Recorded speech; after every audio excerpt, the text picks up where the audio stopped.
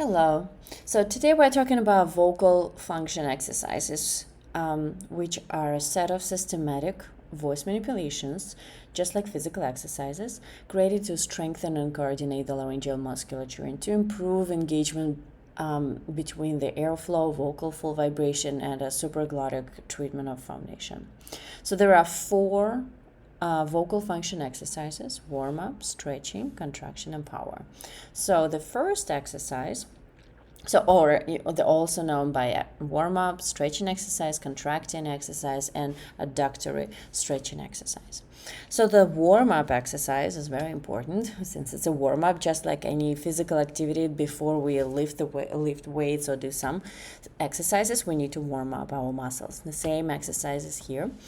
So this exercise is, the instruction is to sustain vowel E for as long as possible on an F note. And there are many apps on the phones that are available for the client to use to give them the notes, the musical notes, and so they can download for free on the phone and have access to the sound on the frequency that they need to use. So basically, take a deep breath, posture the vowel, which means straighten their back, right? Relax their shoulders and engage their abdominal muscles. At the beginning, it's important to time the sound production, and the exercise is going to be done twice at first. It's important to stay engaged and control the abdominal breathing and feeling where the tension is at. So the rationale of this exercise is warming up the muscles, just contracting laryngeal adductors and cricothyroid. As patient works to increase duration, they are improving their ability to valve the exhaled air. And when reach target, producing tone with the most efficient balance of three subsystems. And the goal is based upon the patient's personal anatomy and physiology. So the effective voice phonation has a flow rate of 80 to 200 liters per second. So when the patient starts the treatment program, it's important to measure their rate. Yeah, so probably the patient with vocal nodules would be expected to have about 50 milliliters per second. So, which can be accomplished by sustained as sound measure.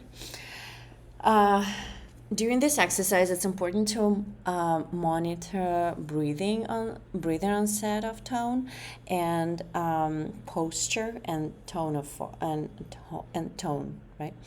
And it's expected to have poor control at the very beginning of the treatment process, and maybe voice breaking or loss of focus. But the more the exercise is done, it's expected to be improved. So.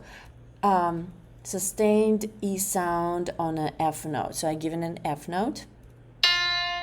Okay, and the sound is going to be a little like a I like how it was explained in the lecture, like nasal sound, nasty nasal sound, but it's not through the nose, it's still in the mouth, right? So, and we need to have E sound, engage the core, posture the vowel, and we take a deep breath and hold it for as long as we can. So, but shoulders like this do not move. Only abdominal muscles. Yeah, I know the camera doesn't show it. Only abdominal muscles need to be engaged.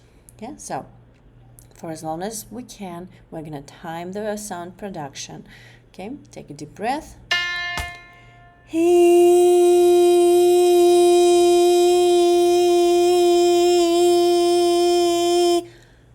And as long as until we run out of air. Yeah, the sound needs to be very engaged, and in the end we'll be pushing out the air with our abdominal muscles. So the second exercise is stretch. So we're going to glide from the low note to the high note, okay, gliding on the O sound. It's kind of megaphone sound when it's like an owl. I like the owl sound. Owl sound, where we don't say the L sound, with the throat, with the open throat, making O sound with the lips closed, that are going to be buzzing or vibrating. And it's important not to stop if breaks occur or cracks occur, and going from low to high. So the this vocal function exercise, stretching the vocal folds, controlling contraction of the cricothyroids with the exemption of having no voice breaks, since the patient may experience difficulties maintaining tone focus. Yeah. So from low to high, and it's important to have abdominal muscles engaged, no shoulders moving up or down. Okay, so it's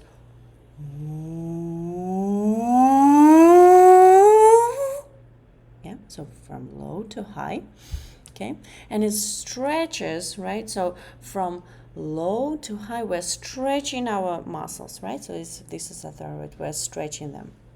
Okay, so in the next exercise, the third exercise, oh yes, and then we do this exercise twice, and we time each other. And at the very beginning of the program, we need to time, and then we need to record the time of each exercise.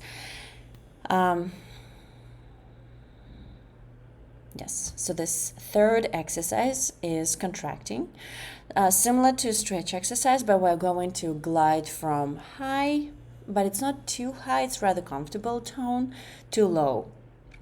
And we'll be going from up to down, right? And taking deep breath, posture vowel, make connection between lungs and larynx, right? And the goal, the rationale for this exercise is to stretch cricothyroid muscles, right? To controlled contraction of the thyroarytenoid muscles, right? They're contracting, so we're going from high to low, and so the vibration will be a little lower in the vocal folds. It's expected to have difficulty maintaining tone focus and probably voice breaks, which means that it's okay to have them, but not to stop and go as low as possible. Yeah. So the same thing, going from high to low with open throat, lips closed, cheeks are pulled in. So blowing cheeks is not okay. Abdominal muscles are engaged, right?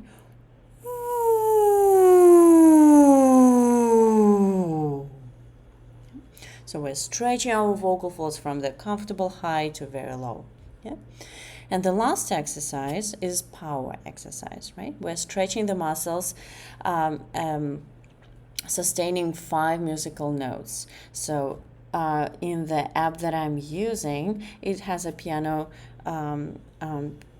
set of notes. So it's a C, D, E, and F, right? So we can press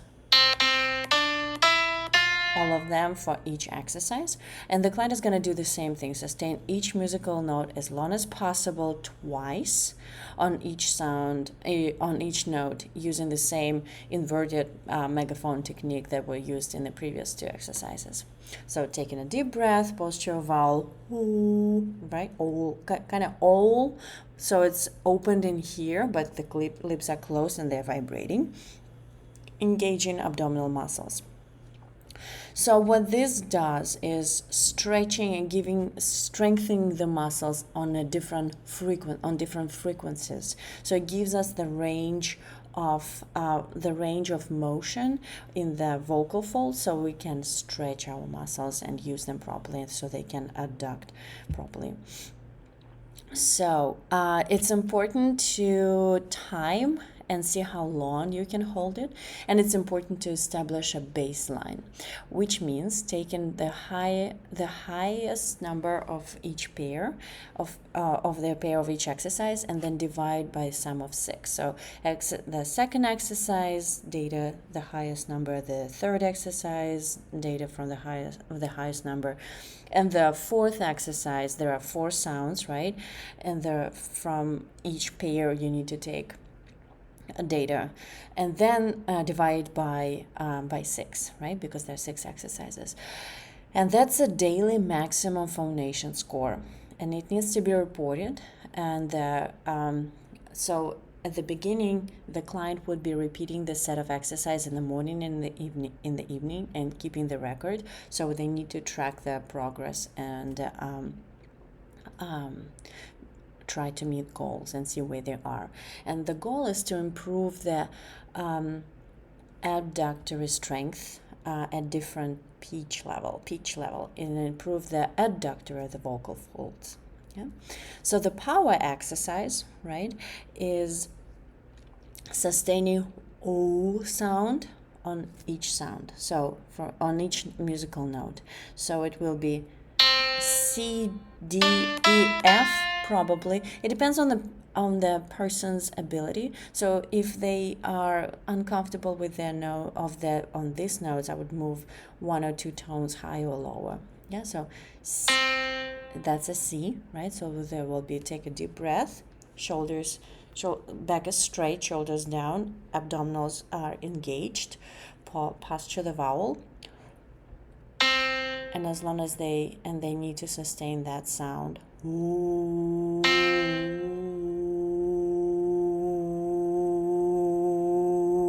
And then they go to next. Ooh.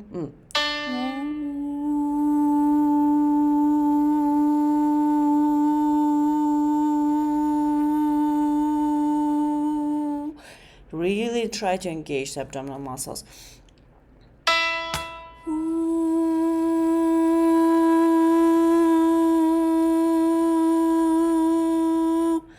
Really take a deep breath and engage the muscles and feel the vibration. It really, when it's done properly, the vibration is really intense and the throat is really feels open. And for